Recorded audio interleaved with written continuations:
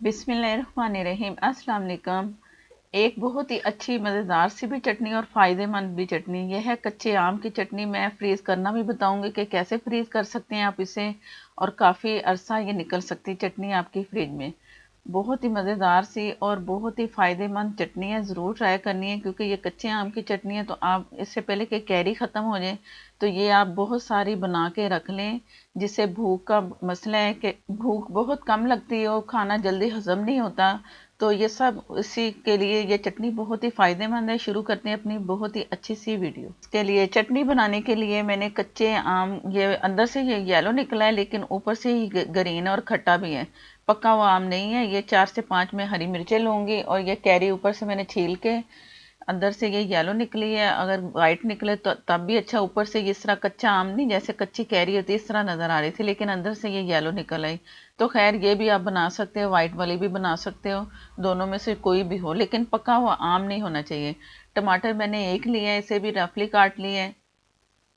एक छोटी प्याज ली है, इसे भी रफली काट लिया। मैंने छोटी प्याज ही डालनी है आपने। और लहसुन है 3 से 4 जो है बड़े, जो लहसुन के होते हैं वो वाले। और ये है धनिया और पुदीना। पुदीना मैंने हाफ गड्डी ली है, धनिया भी मैंने हाफ गड्डी लिया है।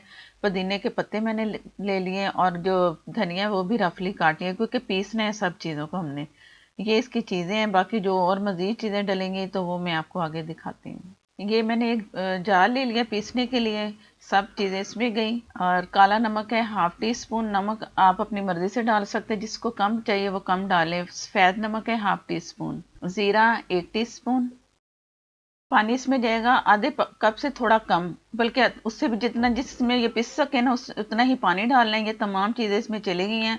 अब काम है इसका सिर्फ पीसना। बहुत बारीक सी चटनी पीसनी है, अच्छी सी पीस के मैं दिखाती हूँ। बिस्मिल्लाहिर्रहमानिर्रहीम। चटनी बहुत अच्छी सी पिस चुकी है। पानी भी इसमें हस्बे ज़रूरत है, आप भी देख के पानी डालना कितना चाहिए। नमक मैं थोड़ा सा और डाल रही हूँ, इसमें मुझे कम लगा है। आप भी चेक करके नमक उतना ही डालना जितना आपको रिक्वायर्ड हो। सारा मिक्स किया और ये चटनी हो गई हमारी तैयार, बहुत मज़ेदार सी। और ये मैंने पहले से फ्रीज़ करके रखी है। एक बड़ी प्लेट लेती हूँ खुले मुंह वाली, उसमें मैंने पूरी चटनी इसमें जमा के उसके बाद पीसेस काट काट लें छुरी से या हाथ से, और इसे फिर रैपर में रख लें या डब्बे में रख लें। इस तरह के पीस हैं, जितनी आपको चटनी चाहिए निकालें, मेल्ट करें और इस्तेमाल करें।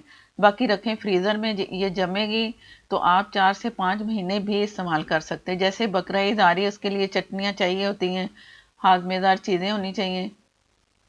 तो ये चटनी पहले से तैयार करके रख लें। कैरी की चटनी बहुत मज़ेदार सी चटनी होगी, और जिस तरह मैं बता रही हूँ आप फ्रीज़ कर लें। अगर वीडियो अच्छी लगे तो लाइक देना मत भूला करें, लाइक दे दिया करें। और इंस्टाग्राम पे फेसबुक पे भी आप मुझे फॉलो कर सकते हो। नेक्स्ट वीडियो तक के लिए मुझे दें इजाज़त। अल्लाह हाफिज़।